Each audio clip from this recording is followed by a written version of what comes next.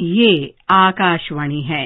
प्रस्तुत है सुर्खियों में। वर्षांत श्रृंखला के अंतर्गत सुनिए पेट्रोलियम, गैस और जैव ऊर्जा के बारे में सरकार की उपलब्धियों और योजनाओं पर केंद्रीय मंत्री हरदीप सिंह पुरी के साथ आकाशवाणी संवाददाता कमल कुमार प्रजापति की विशेष बातचीत। सभी श्रोताओं को नमस्कार। आज आकाशवाणी समाचार में हम इस विशेष बातचीत में स्वागत करना चाहेंगे पेट्रोलियम एवं प्राकृतिक गैस केंद्रीय मंत्री श्री हरदीप सिंह पुरी जी का।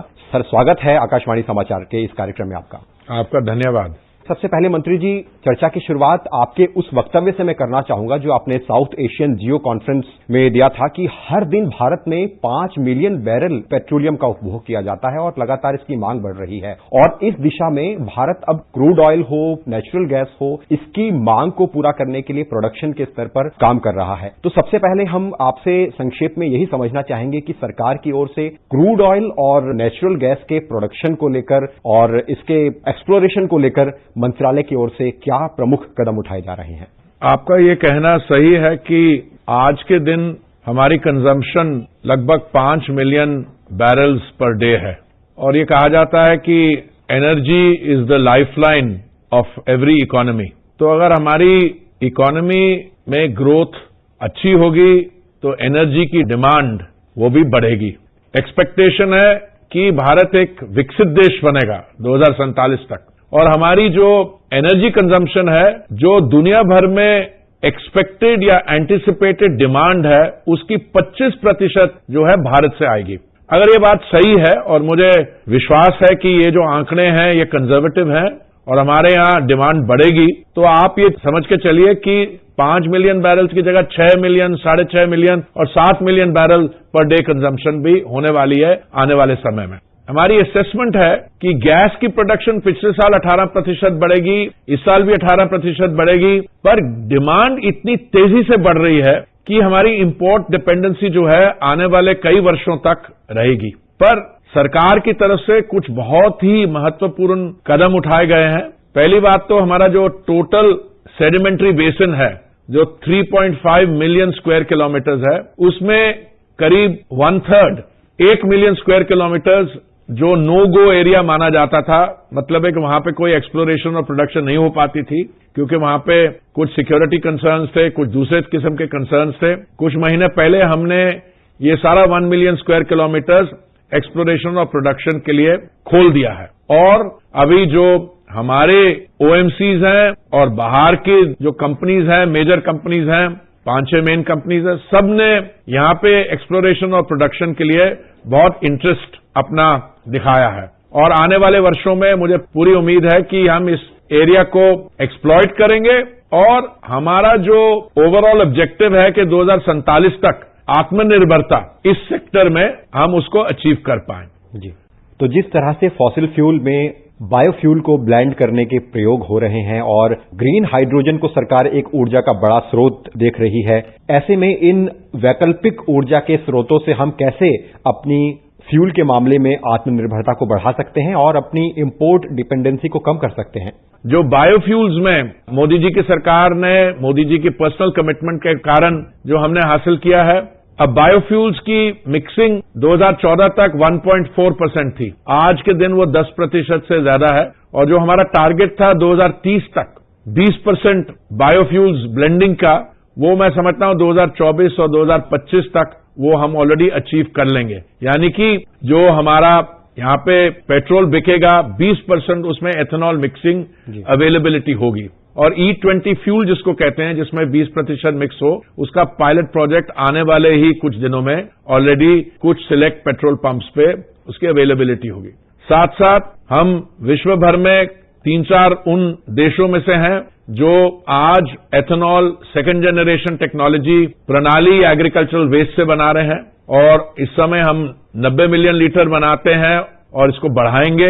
हमारे यहां ग्रीन हाइड्रोजन पर बहुत जोरों से काम हो रहा है और मुझे पूरी उम्मीद है कि हमारा जो इकोसिस्टम है उसे शक्ति मिलेगी क्योंकि सरकार की जो ओवरऑल अप्रोच है ग्रीन हाइड्रोजन के बारे क्रिटिकल डेफिनेशन उसको मिल जाएगी और सीबीजी कंप्रेस्ड बायोगैस की भी हमारे इरादा है, माननीय प्रधानमंत्री जी का यह इरादा है कि 5,000 हमारे सतत प्लांट्स होंगे, उस पर भी हम जोरों से काम कर रहे हैं। और मैं समझता हूं कि भारत की जो सक्सेस स्टोरी है उसमें जो energy transition, increase in ENP और ये जो इनोवेशंस हो रही हैं, इससे सिर्फ भारत में ही नहीं, इसकी रेप्लिकेबिलिटी भी है।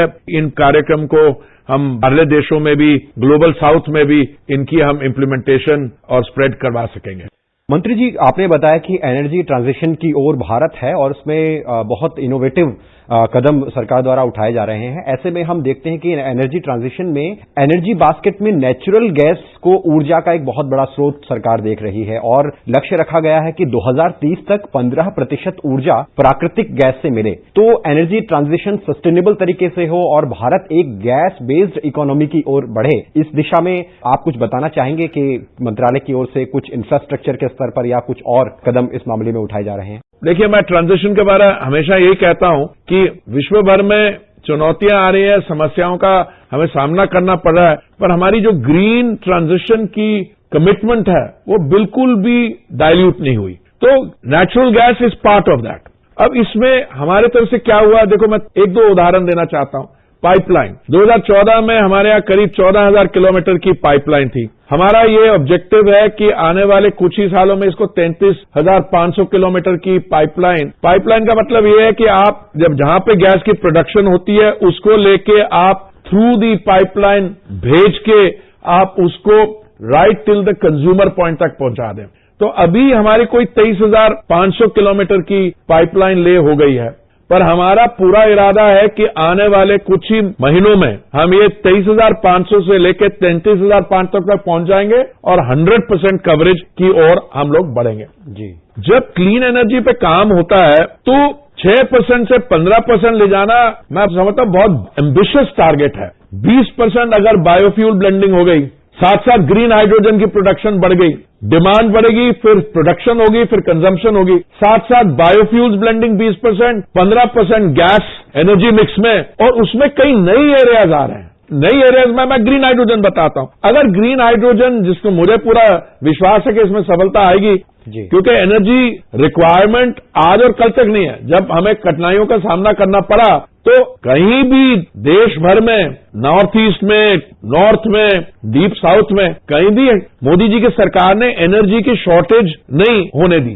तो मेरी आपसे सबमिशन ये है और आपके माध्यम से आपके लिसनर्स को कि गैस 15% पे बहुत एक एम्बिशियस टारगेट है, पर हम इसको अचीव करेंगे। मंत्री जी, G20 प्रेसिडेंसी को लेकर मैं एक सवाल आपसे पूछना चाहूंगा, क्योंकि मंत्रालय इस मामले में एनर्जी सिक्योरिटी को लेकर इंटरनेशनल कोलैबोरेशन पर बल दे रहा है। तो इसमें जैसा कि आपने बायोफ्यूल और एथेनॉल का जिक्र किया कि भारत इस मामले में एक क्षमता वाला देश बनकर उभर रहा है और इस G20 प्रेसिडेंसी में भारत भी इसे रुचि के साथ देख रहा है। तो कुछ योजनाओं के बारे में आप बताना चाहेंगे मंत्रालय की कि कैसे अपनी भूमिका G20 प्रेसिडेंसी में मंत्रालय निभा रहा है? देखिए, जब मैं ब्राजील गया था, भारत का राजदूत अपॉइंट हुआ था 2006 में, उस समय ब्राजील में एक ऑर्गेनाइजेशन है, उसका नाम है यूनिका, जो उनकी एथेनॉल प्रोड्यूसर्स की एसोसिएशन है। तो मेरी पहली मुलाकात उनके अध्यक्ष के साथ जब साओ पाउलो में हुई थी, मुझे याद है उन्होंने कहा था अगर भारत ब्राजील का साथ दे दे, अमेरिका तो ऑलरेडी बायोफ्यूल्स में बहुत एक्टिव है, तो इंटरनेशनल बायोफ्यूल्स अलायंस बन सकती है। मैं बात कर रहा हूं 2006 की।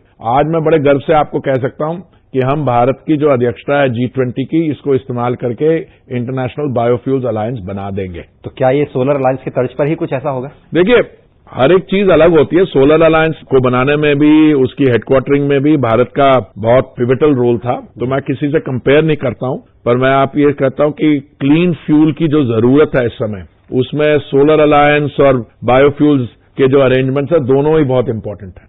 मंत्री जी, बहुत बहुत धन्यवाद कि आपने पेट्रोलियम एवं प्राकृतिक गैस मंत्रालय से जुड़ी हुई अचीवमेंट्स और जो प्रमुख योजनाएं हैं और आने वाले समय के जो लक्ष्य हैं उन पर विस्तार से हमारे श्रोताओं को जानकारी दी। बहुत बहुत धन्यवाद सर। बहुत बहुत धन्यवाद। अभी आप वर्षांत श्रृंखला के अंतर्गत सुन रहे थे पेट्रोलियम, गैस और जैव ऊर्जा के बारे में सरकार की उपलब्धियों और योजनाओं पर केंद्रीय मंत्री हरदीप सिंह पुरी के साथ आकाशवाणी संवाददाता कमल कुमार प्रजापति की विशेष बातचीत। ये कार्यक्रम आकाशवाणी के समाचार सेवा प्रभाग द्वारा प्रस्तुत किया गया। इसे आप हमारे mobile app news on AIR और YouTube channel news on AIR official पर भी सुन सकते हैं।